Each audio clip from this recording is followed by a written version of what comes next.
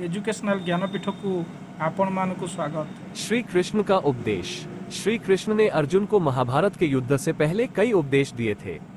ये उपदेश आज भी उतने ही प्रासंगिक हैं जितने कि उनके कहने के समय थे।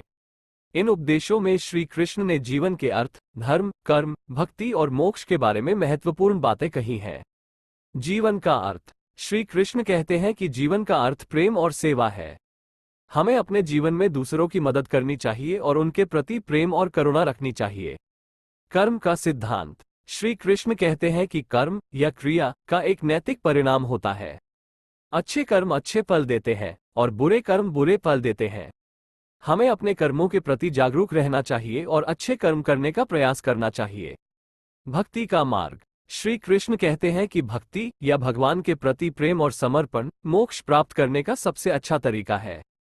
हमें अपने जीवन में भगवान को स्थान देना चाहिए और उनसे प्रेम करना चाहिए।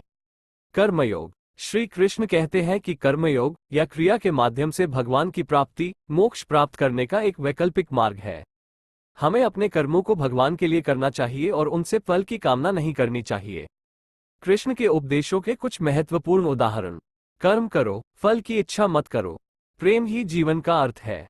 भगवान सबके अंदर मौजूद है। सभी को समान समझो। क्षमा करना सबसे बड़ा गुण है। कृष्ण के उपदेशों का महत्व। कृष्ण के उपदेश जीवन के कई पहलुओं को कवर करते हैं। ये उपदेश हमें सही मार्ग पर चलने और एक बेहतर इंसान बनने में मदद करते हैं। कृष्ण के उपदेशों को कैसे अपनाएं?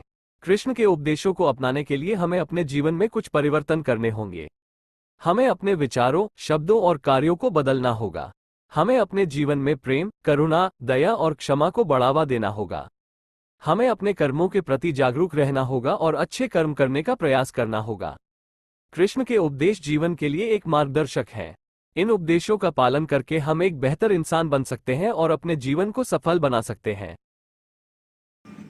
जदि आपण मानकु वीडियोटी भल लगी थाए ताहले सब्सक्राइब करी छोट कमेंट दियंतु।